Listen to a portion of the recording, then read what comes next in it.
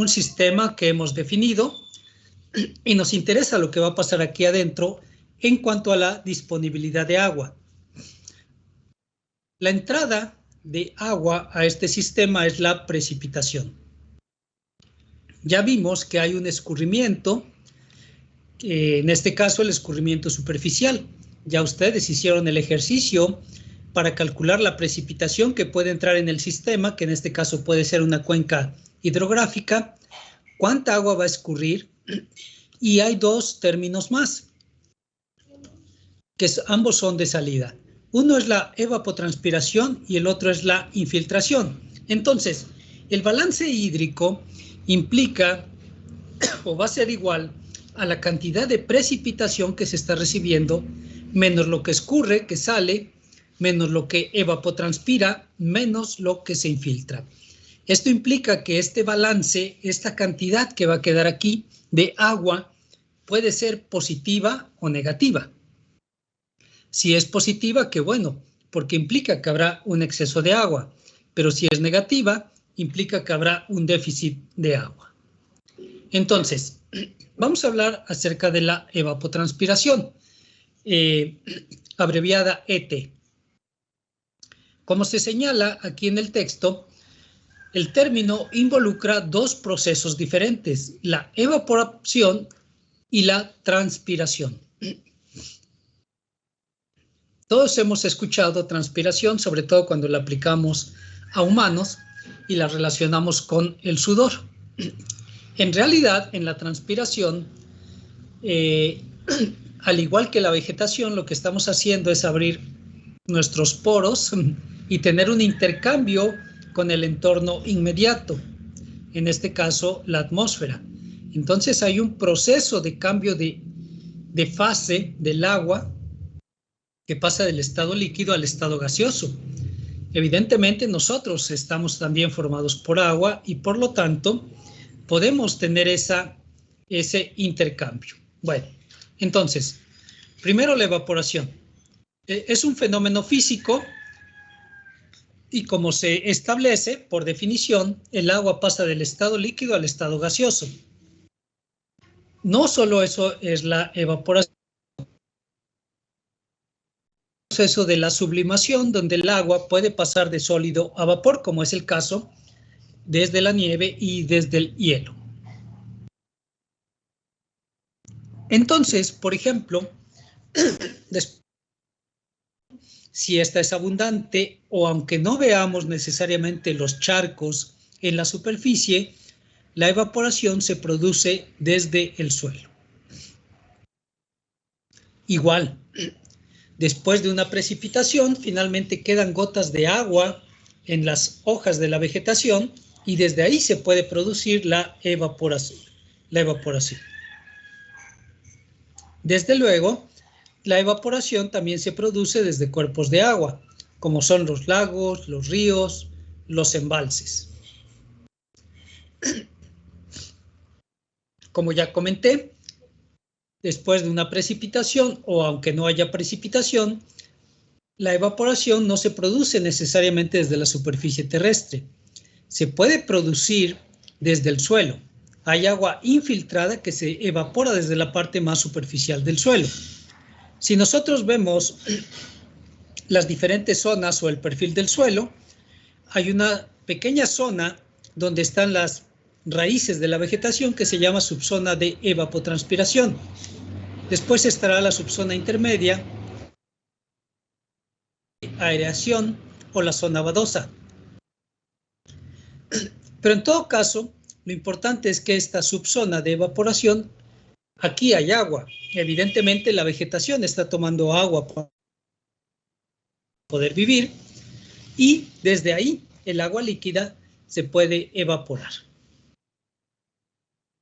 Por otra parte, la transpiración es un fenómeno biológico y en este caso está relacionado con las plantas que pierden agua a la atmósfera. La toman desde el suelo a través de sus raíces. Una pequeña parte de esa agua que toman la usan para su crecimiento y el resto la transpiran. Entonces, en este ejemplo obviamente se está proporcionando agua al suelo, las raíces toman el agua del suelo, el agua sube desde el tallo hasta las hojas. Aquí hay un proceso físico.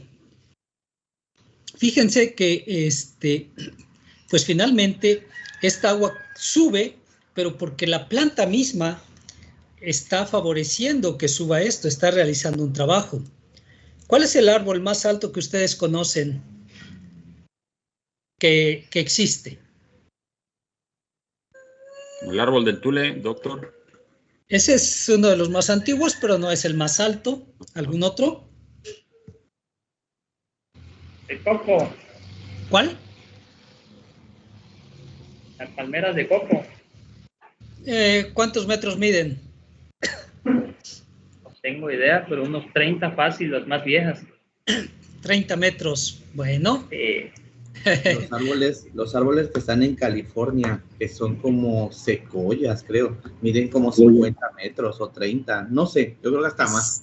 No sé. Exacto, secoya giganta, que es un árbol de latitudes medias y altas, mide hasta 120 metros de altura. Mucho. Sí, entonces imaginen la energía que está utilizando el árbol para subir el agua desde el suelo hasta las hojas más altas, a 120 metros de altura. Pocas veces pensamos en ese proceso y en la energía que se está requiriendo para llevar a cabo dicho proceso.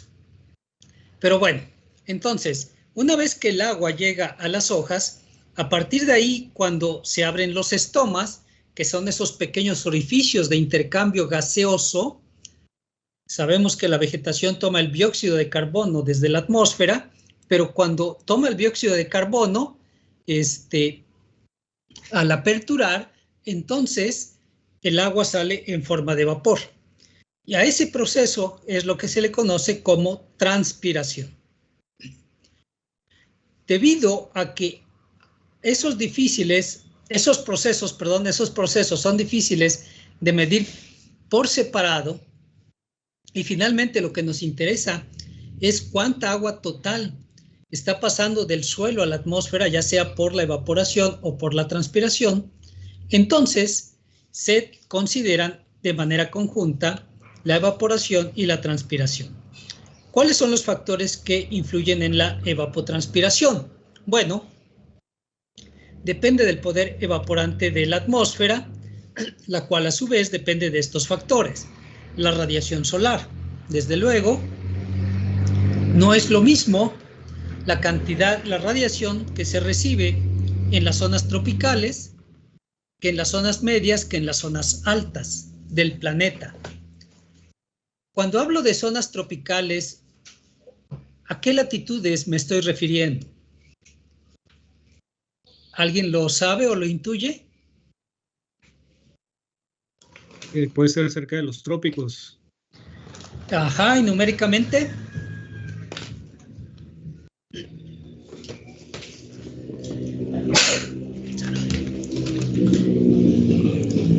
Entonces, déjenme dejar de compartir tantito.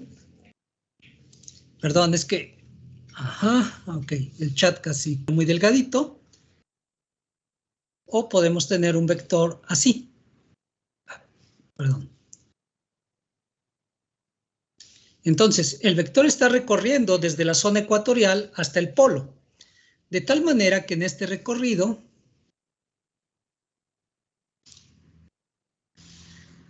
bueno, no salió como quería, pero no hay problema, se define al Ecuador como la zona donde están los 0 grados y al polo ser la zona donde se tienen 90 grados de recorrido de este vector. Entonces,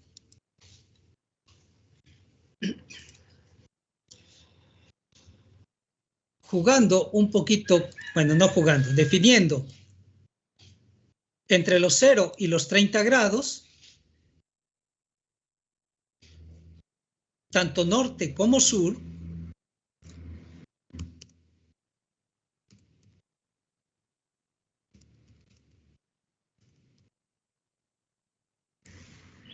se tiene lo que se llama la zona tropical o ecuatorial.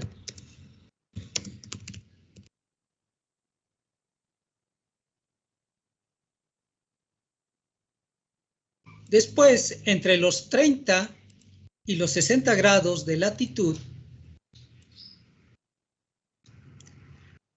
tenemos la zona de latitudes medias o simplemente zona media.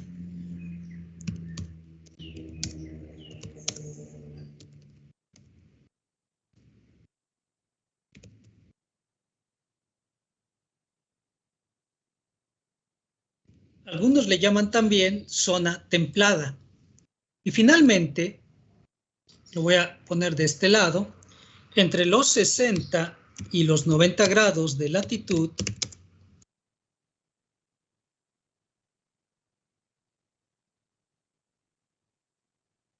tenemos lo que se llama como zona polar o zona fría, o también se le llama zona alta.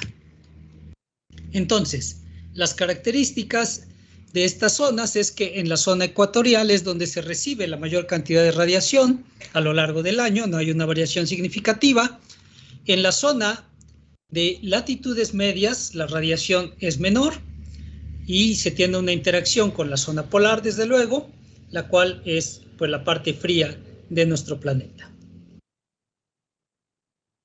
Entonces, evidentemente, dependiendo de la latitud en la que se esté considerando el proceso, la evaporación puede ser mayor o menor. Depende también, desde luego, de otros factores, como puede ser, como es la época del año. ¿Ok? Bueno, voy a regresar a las diapositivas.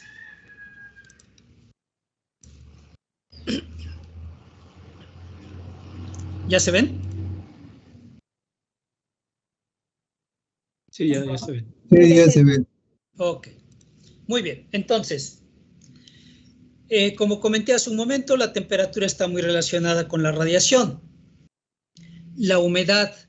En la siguiente sesión vamos a ver un poquito acerca de la humedad, que es una medida de la cantidad de vapor, precisamente. Entonces, mientras más seco sea un lugar, mayor es la posibilidad de que haya evapotranspiración. Bueno, este no es muy claro, el de la presión atmosférica, ya que a menor presión hay mayor evaporación. Tiene que ver con la Ley General de los Gases de Dalton. Dejémoslo hasta ahí, no lo vamos a tocar más. Pero el factor que sí influye es el viento. Mientras mayor sea la rapidez del viento, mayor es la capacidad de evaporación y por lo tanto de evapotranspiración. Bueno, si estamos considerando una zona como un lago, el océano o algún cuerpo de agua muy grande, en la evaporación o en la evapotranspiración influye el poder evaporante de la atmósfera, la salinidad del agua. Mientras más salado sea un cuerpo de agua, menos agua se evapora. Y eso suena lógico, la sal retiene la humedad. Entonces, es más fuerte o menos permite pues que haya evaporación mientras más salada sea el agua. Y finalmente, la temperatura del agua. Mientras más caliente esté el agua, pues es más fácil que se evapore. Bueno. Si la evaporación proviene desde el suelo, pues va a estar como factores el poder evaporante de la atmósfera, el tipo de suelo. Evidentemente no es lo mismo una arcilla que una arena, y el grado de humedad del suelo también. Mientras que la transpiración entonces está en función del poder evaporante, el grado de humedad del suelo, el tipo de planta, las variaciones estacionales, porque en un cultivo, finalmente no es lo mismo un cultivo de verano que un cultivo de invierno. Eso va a implicar que hay un impacto en el desarrollo de las plantas, el tipo de bosque, en fin, y de las variaciones interanuales. Bueno. Entonces, son muchos los factores que afectan la evapotranspiración, pero lo importante es ¿y cómo medimos, cómo se mide la evapotranspiración? La manera más simple es a través de un ajuste de la evaporación. En una estación climatológica convencional o en un observatorio meteorológico se utiliza un tanque de evaporación, que no es más que esta tina que tiene un diámetro de 1.2 metros y una altura como de 30 centímetros. Esto es por norma de la Organización Meteorológica Mundial. Se llena de agua y el tornillo micrométrico lo que hace es que permite medir el nivel del agua. Entonces, si se mide el nivel del agua hoy a las 8 de la mañana y no llueve, al otro día el nivel del agua será más bajo. La diferencia de niveles va a permitir obtener una medida de la evaporación. Entonces, la evapotranspiración, y aquí va a aparecer otro término que es la evapotranspiración potencial, pero dejémoslo ahorita simplemente por evapotranspiración, dice que basta con multiplicar por un coeficiente del tanque para obtener la evapotranspiración. Lo que medimos es la evaporación, pero cuando se ajusta, ya se tiene una medida de la evapotranspiración. Bueno, entonces, aquí está la referencia y déjenme mostrarles un poquito acerca de esta medida. Por eso puse aquí página del Servicio Meteorológico, mapa de información climatológica y climatología diaria. Entonces voy a dejar de compartir para que veamos la página del Servicio Meteorológico Nacional. Ahora donde dice información climatológica, que es la segunda. Ok. Ajá. Ahí donde dice información estadística climatológica. Sí. Va a aparecer un mapa. Ajá. Sí. Las palomitas son estaciones climatológicas. Dale clic en alguna, a ver, Pues en la que tú quieras. ¿Cuál es el Moralillo? Cerro Azul, Veracruz. Ajá. Entonces, ahí dice climatología diaria, ¿verdad? Es la primera. Dale clic. A ver si aparece, sí. Entonces, ahí nos aparecen las variables que está reportando esta estación climatológica convencional. Precipitación, evaporación, temperatura máxima y temperatura mínima. Pero lo que me interesa es la evaporación. Aunque dice nulo ahí, a ver, bájale a ver si de casualidad tiene datos más abajo. Bájale más. Espero que no sea nulo todo. Todo. Uf. Otra. Nada más están midiendo.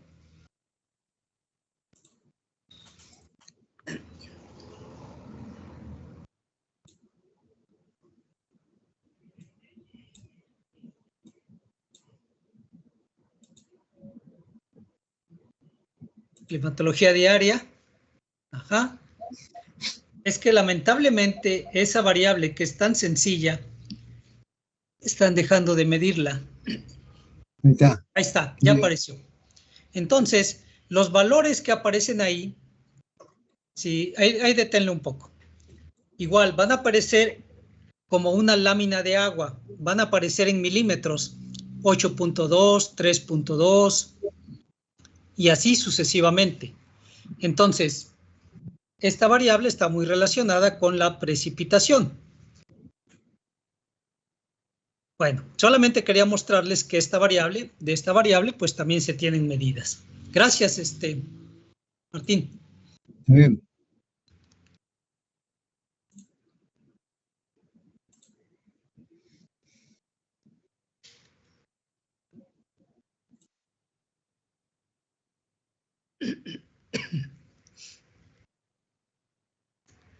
¿Ya se ve mi pantalla, mi presentación? Ya. Sí. Okay. Muy bien. Entonces, esa es una forma de obtener la evapotranspiración. Sin embargo, hay propuestas de fórmulas, de métodos para obtener la evapotranspiración. Una de las más conocidas es la de Thornway. solamente requiere de la temperatura y de otros datos como son la latitud por una tabla que va a estar relacionada con el número teórico de horas del sol. Está la propuesta de Jensen-Hayes, que requiere temperaturas, altitud, radiación solar. La de Hargreaves, que requiere temperatura, radiación solar. Otra de las más usadas es la de Bladney-Cridle, la de Turk, que también es conocida, y la de Penman, que es una de las más utilizadas porque es de las más completas. Bueno, entonces, esta es la fórmula que se utiliza para Hargreaves para calcular la evapotranspiración diaria. Entonces, la evapotranspiración es igual a esta expresión donde RO es la radiación solar extraterrestre. Es decir, no es la que se mide en la superficie del planeta, sino la que llega al tope de la atmósfera. Ok, es solamente un ejemplo. Está la de Thornway, que es la que les comento, que es la de las más utilizadas.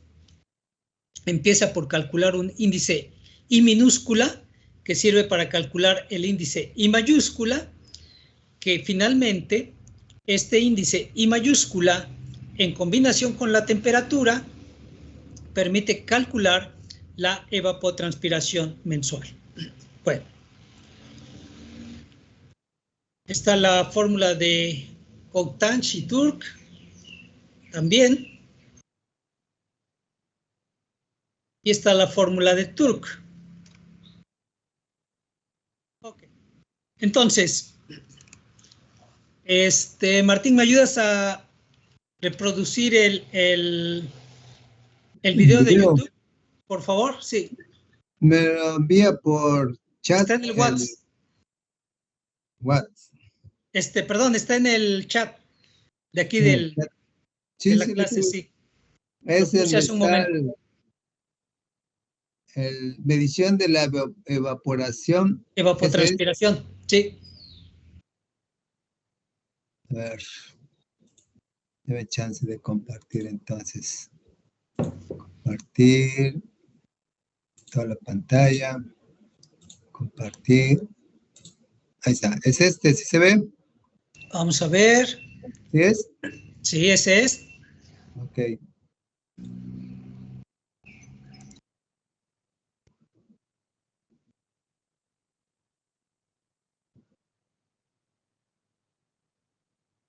Creo que hay que darle compartir el audio también. Sí, tienes que darle compartir audio. Creo que sí.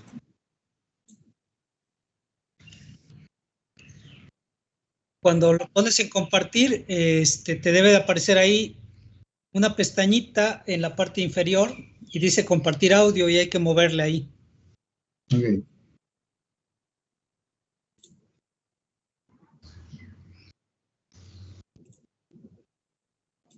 Compartir toda la pantalla, compartir audio, pantalla, compartir. Ahora sí. Desde una lámina de agua libre al poder evaporante de la atmósfera.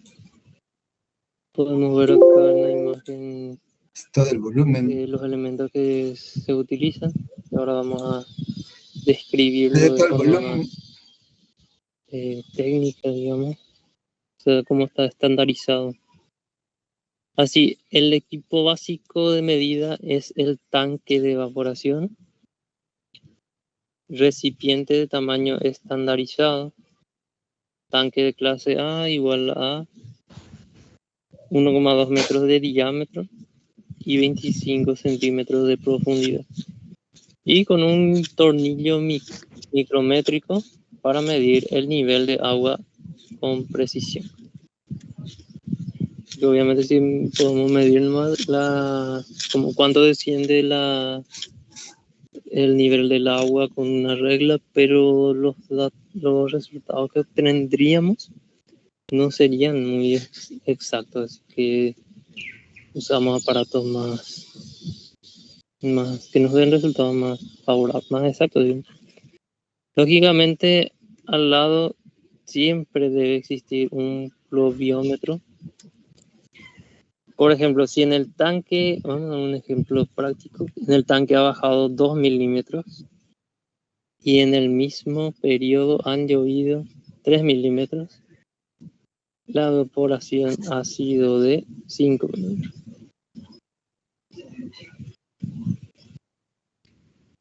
Bueno, ahora vamos a dar una medida de la evapotranspiración. La evapotranspiración se mide mediante lisímetros. Consiste en un recipiente enterrado y cerrado lateralmente, de modo que el agua drenada por gravedad es recogida por un drenaje. En su construcción hay que ser muy cuidadosos de restituir el suelo que se excavó en unas condiciones lo más similares posibles a las que se encontraba. Próximo a él también debe haber un pluviómetro, como el mismo que la medida de la evaporación. Una imagen de cómo sería.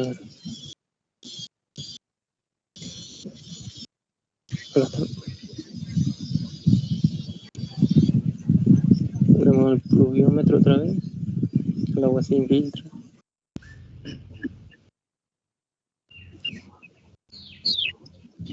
Bueno, y acá tenemos la fórmula para estimarlo mediante este método. Se despeja la ETR, como definimos anteriormente, que era la evapotranspiración real, de la siguiente ecuación que se expresa el balance hídrico en el lisímetro.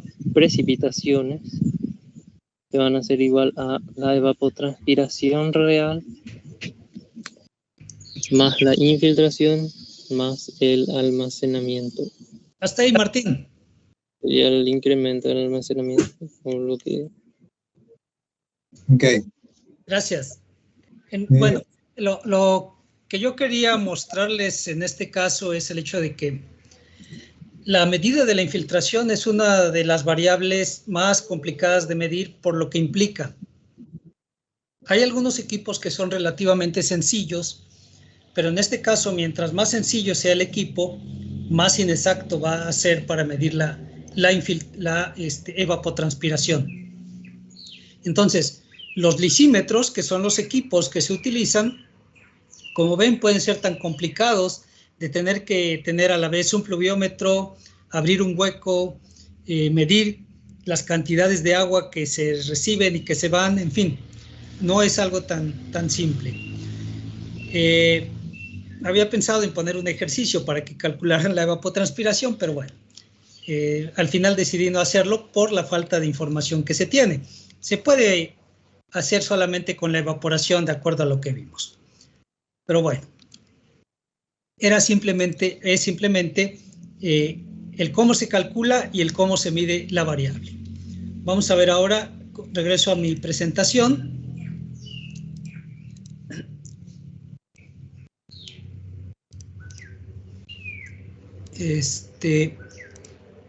No, perdón. Sí, esa era la última lámina de la evapotranspiración. Déjenme dejar de compartir, es la otra presentación la que ya. Ahí voy. Déjenme checar que sea esta nada más. Ajá.